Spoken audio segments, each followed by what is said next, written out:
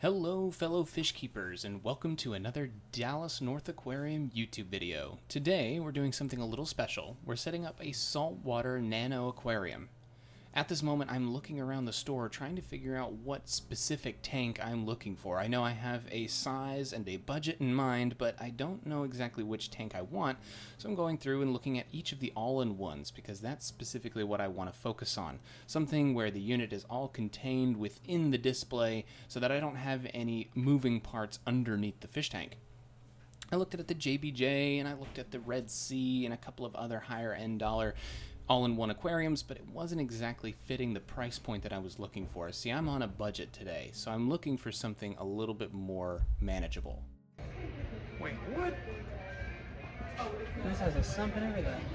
I was impressed by how small and contained that unit was, and considering it had an overflow and sump, I thought that was pretty cool. But that's not what I was looking for, so I moved on to the Tideline all-in-ones, and that's exactly what I needed. It's a small, affordable system that it's an all-in-one unit, and it has a very nice stand that can be paired with it.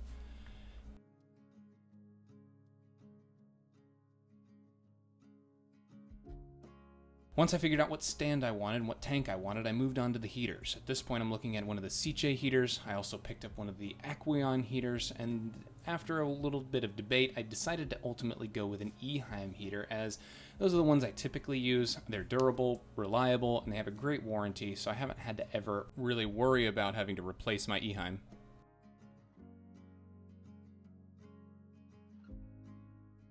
Once I figured out what heater I wanted, I moved on to getting the dimensions of the tank so I could figure out what space I had to put the rock inside. Once I get the dimensions, and I do forget to get the height because I think, well, I'll just get the footprint, but I do need to know how tall the scape can be, so I go back and I get the height after being reminded. Then I take those dimensions and I move over to our aquascaping table. That way I can get an idea of the space that I'm working with, and then I can grab the rock that I want to use and fit it within the space of the tank. I set down my footprint, and then I moved over to the Carib Sea shapes. These are pre-molded shapes of concrete rock, and that are then covered in a coralline algae spray that it gives it that real reef look. Although it does give you some more unique shapes so that you can have some dynamic look inside the tank. So for this particular case, I used an archway and a dome piece to create some dramatic structure. I realized pretty quickly that putting an archway in front of the dome is not a good idea, so I scooted the dome forward and then moved the archway to the back side of it, and I really kind of liked the way that looked a lot better. Now it's time to figure out the lights, so I went over to our light case and I started poring over some of the higher dollar options that we had. I looked at a Prime, I looked at some of the Kessel lights, and ultimately, again, I was deciding that this didn't exactly fit within the budget that I was looking for. Although these lights are awesome, they're very powerful, and they have a lot of capability, it kind of breaks my budget. So rather than go with one of these higher dollar options, I tried to get an idea of what else I could do. At this point, I remembered that there are the Fluval lights, and one of them is a Nano C, so I decided to grab that, because that is affordable and they work great. I love their planted lights. Then I moved on to our fish room, because I kind of wanted to get an idea of what fish I wanted to put into this nano system. Of course, we don't have a whole lot of space considering the size of the tank, so I want to keep it simple. I want to keep to 2 clowns and an anemone. I went to each tank and kind of looked at the different designer clowns that we had options for. What I'm doing here is I'm putting my finger up to the tank, which then engages the fish. I want a fish that's going to interact with me, something that isn't spooked by my being by the tank. So I put my finger up to the tank to kind of see which clownfish are engaging with me, are interactive. Now that I've got my livestock figured out, time to get a haircut and move over to the live feed. Alright, now that we've got the tank figured out, we're going to go ahead and start putting it together. Something that's nice about these all-in-one tanks is that they have all the pieces that you need to get it actually running inside the tank itself. The box here has the pump and hose connector to set it up. Alright, so we're first going to take all the pieces out of this box here, and we're going to hook them up to the pump. We're going to affix the elbow connecting piece and the gasket. Ta-da! Make sure you're connecting these gaskets the right direction, and definitely hook up both sides of it. You want a nice seal on the tank, that way you're not having water leak back the other direction. And lead this out the back side here, so we'll want this to come down this way.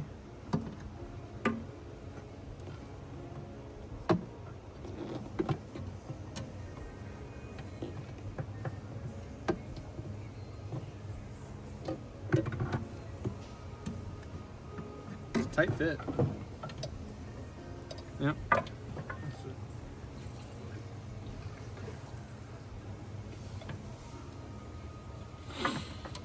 Alright, so the pump is going to pull water from this direction through this filter sock here. This filter sock can be exchanged or cleaned.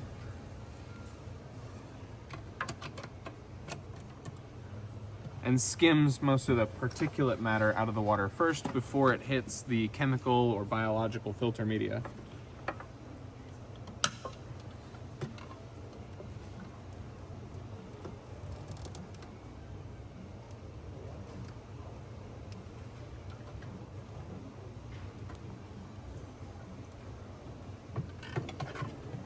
Man, he's got this on there good. There we go.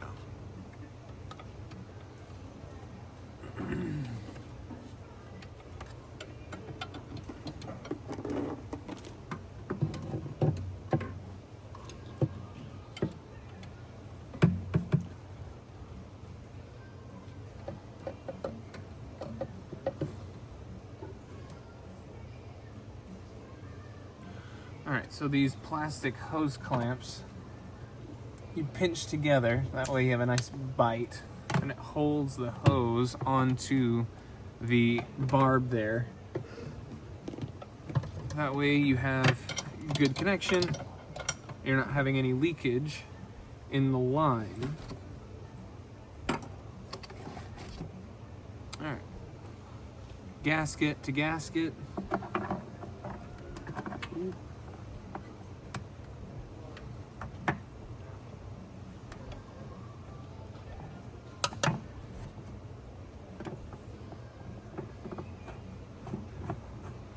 Alright, we're going to screw that into place.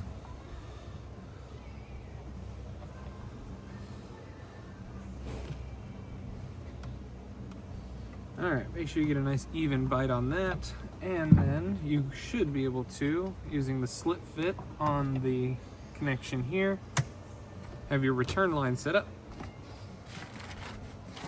We're good to go. And these all-in-ones are nice because they have a middle chamber that you can put the heater right in.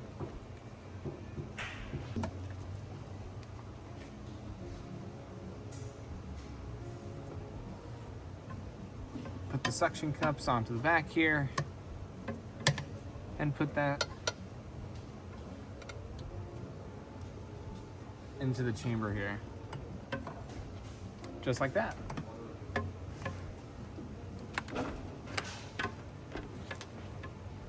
Next we have the light. Ta-da. We're gonna clamp that probably onto the overflow. That way we have a nice spread and we can have full coverage. Otherwise we may, on the back side here, have a bit of a spotlight effect, which we want to avoid.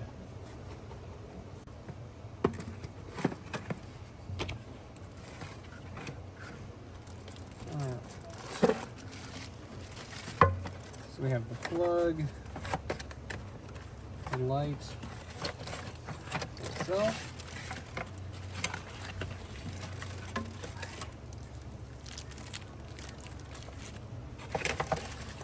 and the mount.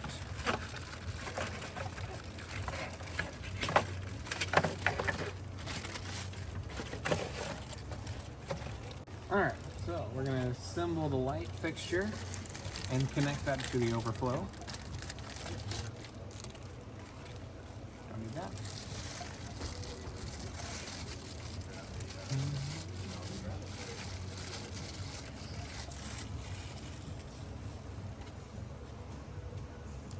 There it is. This is the bracket. I'm going to connect that to the mounting fixture. so that we can get a little bit more length on the light. You have this clip here that you're able to feed the wire through.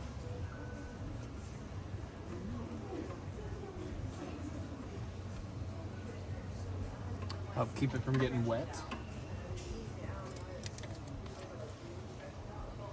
And you're just going to use this piece here to ratchet it down to the back of the overflow here.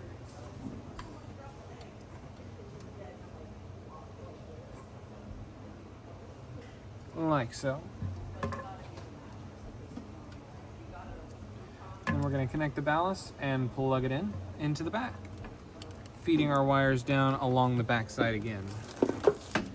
So we got heat, light, we need to put water in here, and then we're good to start skating. We're going to start adding some rock and some water. We want to add our rock first.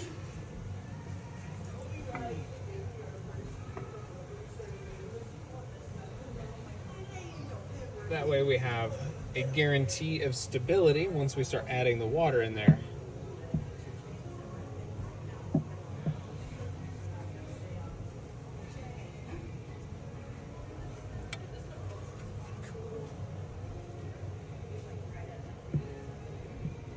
For the sake of the demonstration, we decided to go with a bare bottom route. In this particular case, no substrate allows us to highlight the fish. And the focus is the organisms as opposed to the skate.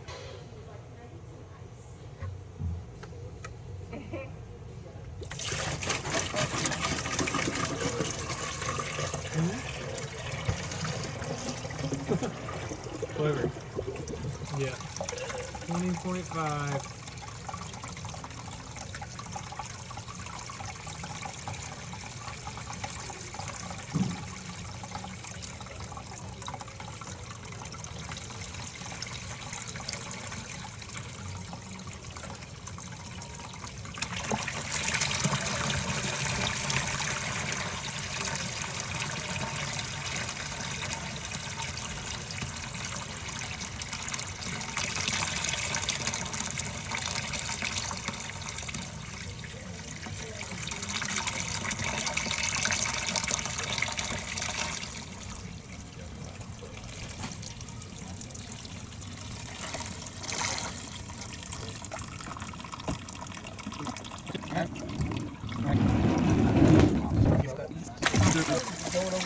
I know. All over the back there?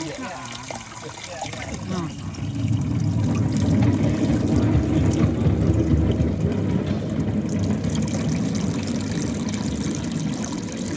What?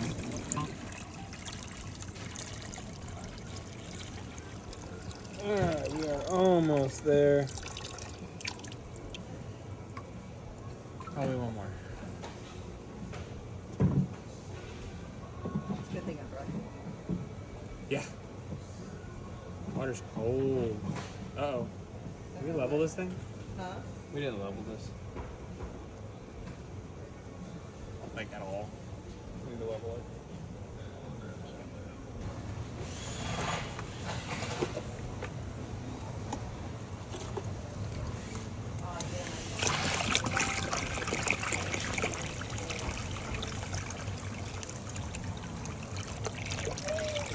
What? Stop making noise. It's heavy.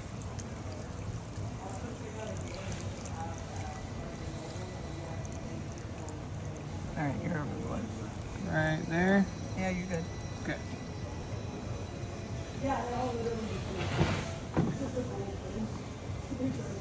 Alright, luckily, we're a fish store. We have lots of towels. So.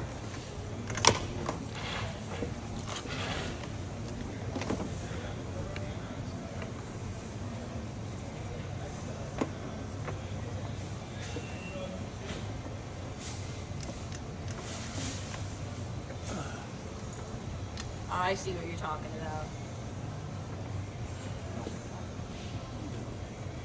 It's a lot more obvious on the peninsula. Yeah.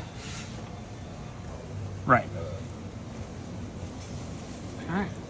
We have life, filters running, heaters on. Want to make sure that we set up a drip loop. That way if the water does travel back down the wiring. It doesn't get into our power strip because I did dump water everywhere.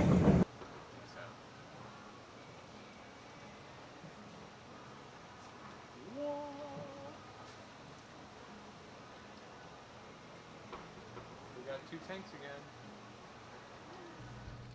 Now that we have water movement and we have light, I went ahead and did some of the more tedious things on the outside of the tank while we waited for our bacteria to cycle through the water. I took some of the stickers off the front, and I scraped away some of the bubbles that were sitting on the glass.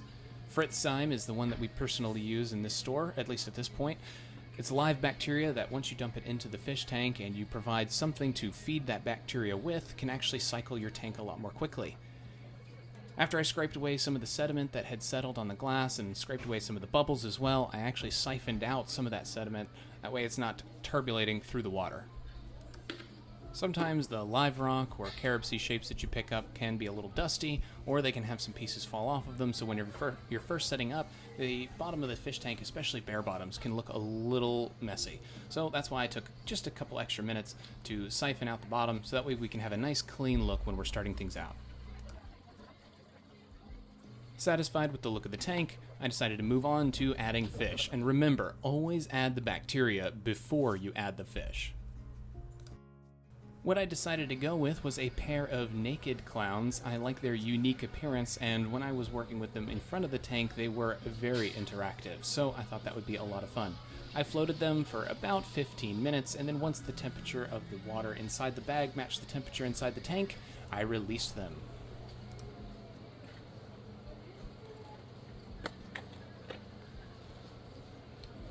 In a normal setting, of course, you'll want to take the bag out, go over to your sink, and then pour them into a net and then transfer them to the tank.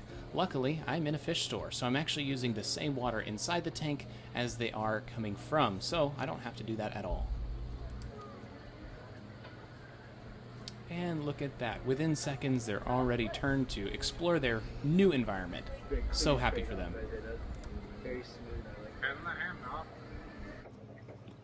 So we're going to go look at the NEMs. I'm going to pick one out. We're going to get it floating in the tank.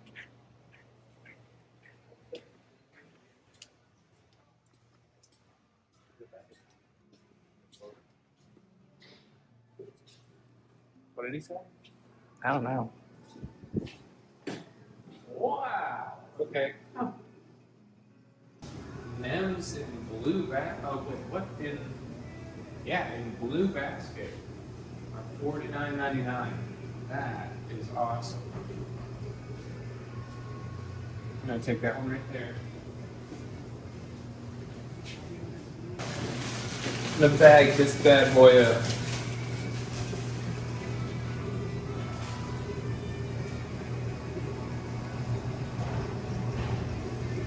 Oh. Huh. So this NEM is actually splitting right now, or trying to. I've got 2 mouths here, so I'm just gonna pull out that whole thing in here. Whoop. Let's go back over to our tank.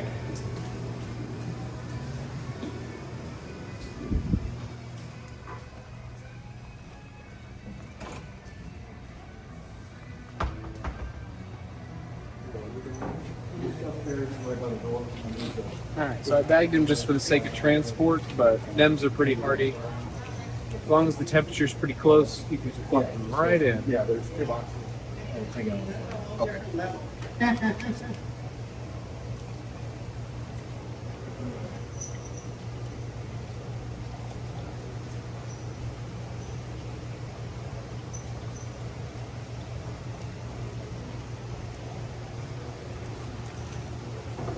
Just like that.